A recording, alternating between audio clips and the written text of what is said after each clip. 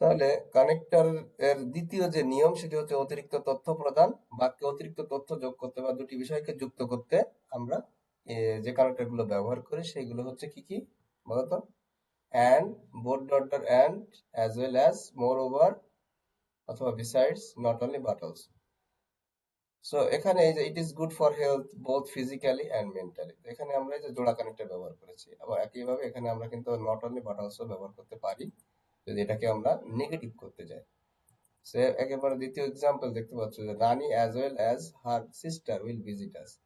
মানে এখানে রানী আছে, তারপরে মাঝখানে একটা গ্যাপ আছে, তারপরে সিস্টার আছে, এখানে আমরা অ্যান্ড দিতে পারি। তো অ্যান্ড এর বদলে আবার আরেকটা সুন্দর কানেক্টর আছে, সেটা হচ্ছে কি অ্যাজ ওয়েল অ্যাজ। তাহলে এই অ্যাজ ওয়েল অ্যাজ আমরা ব্যবহার করতে পারি।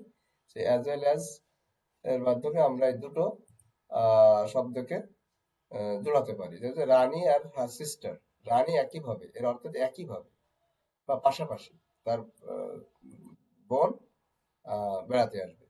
এরপরে আছে দেখো যে example, not only sincere but also efficient. মানে এখানে একটা সিম্পল সেন্টেন্সটা লেখা হয়নি, যেমন he is not only sincere but also efficient. এই যে দুটো অ্যাডজেক্টিভ আছে, তো দুটো অ্যাডজেক্টিভ একজন ব্যক্তির গুণ। তাহলে সে শুধুমাত্র একজন সিনসিয়ারই নয়, অর্থাৎ আন্তরিক নয়, সে কি দক্ষ, ঠিক আছে, এফিশিয়েন্ট।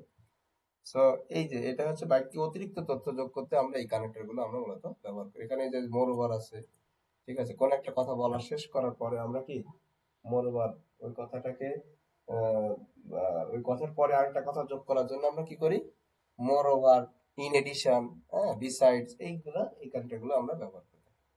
এবার আমরা 3 নম্বর নিয়মে চলে আসি। তো 3 নম্বর উদাহরণ হচ্ছে উদাহরণ প্রদান বা ফর এক্সাম্পল। এটা তোমরা বুঝতে পারছো যে কোন একটা বিষয়ের অবতারণা করার পর, হ্যাঁ, কোন একটা বিষয় বিবৃতি দেওয়ার পর সেই সম্পর্কে যদি আমরা কোনো একটা উদাহরণ বা দৃষ্টান্ত বলতে চাই, আহ, দৃষ্টান্ত দিতে চাই, তাহলে আমরা সেক্ষেত্রে আমরা কি ব্যবহার করি? এই যে কানেক্টর গুলো আছে, ফর এক্সাম্পল দিতে পারো, মানে উদাহরণস্বরূপ, ফর ইনস্ট্যান্স একই কথা, উদাহরণস্বরূপ, সাচ অ্যাজ যেমন, আমরা বলি না বাংলা বলি যেমন, নেমলি, হ্যাঁ, সো এইগুলো আমরা ব্যবহার করতে পারি, ঠিক আছে।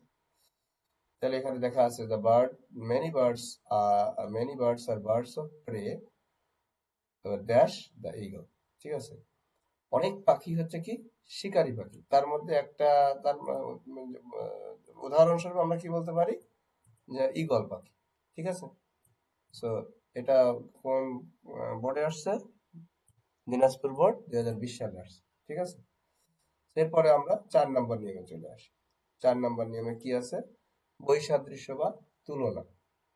আচ্ছা, দুটো বিপরীতধর্মী বা বিরোধার্থক, হ্যাঁ, ভিন্ন ধারণা প্রকাশ করতে আমরা মূলত এই কানেক্টরটা, এই যে কানেক্টর গুলো আছে এই কানেক্টর গুলো ব্যবহার করি, এবং এটা কিন্তু খুবই খুবই গুরুত্বপূর্ণ এবং তোমাদের পরীক্ষায় প্রায় আসে। তোমরা এক্সাম্পলে দেখতে পাচ্ছ যে এখানে এই দেখো কতগুলো বোর্ডে আসছে, এছাড়া আরো অনেক বোর্ডে কিন্তু আসছে, ঠিক আছে। আমরা উদাহরণস্বরূপ আমরা 3টা দেখাইছি, এটা কিন্তু প্রচুর পরীক্ষা আসে, সেটা খুব ভালো করে বুঝতে হবে।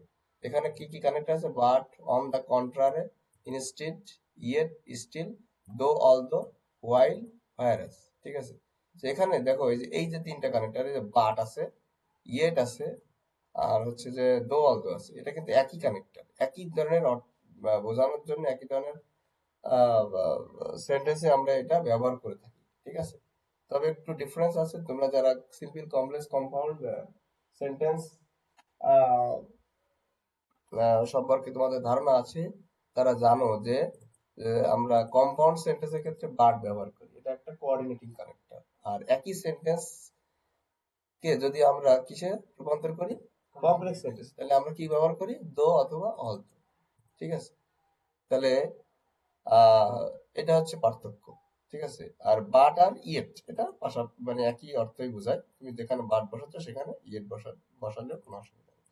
Okay, যা উদাহরণগুলো দেখি, the the boy studied hard dash he fail. তাহলে বালকটা কঠোরভাবে পরিশ্রম করেছিল, তারপর কঠোরভাবে যদি কেউ, সরি, কঠোরভাবে পড়াশোনা করেছিল, বালকটি কঠোরভাবে পড়াশোনা, তাহলে তার তো ভালো রেজাল্ট করা উচিত নাকি? কিন্তু তা না হয় কি হচ্ছে, সে ব্যর্থ হয়েছে, এই জন্য কি আমরা এখানে বাট ব্যবহার করেছি, এটা এটার সাথে এটার কোনো এটার ইয়ে নাই, এই জন্য বয়, বালকটি কঠোরভাবে পড়াশোনা করেছিল কিন্তু সে ফেল করে। এবার আরেকটা আছে, on the other hand he misbehaves with me, এর আগে একটা সেন্টেন্স থাকবে, এটার অর্থ হচ্ছে অন দা আদার, অন্যদিকে সে আমার সাথে কি করে, খারাপ ব্যবহার করে। এরপর দেখো যে দো দে গ্লিটার they fade away.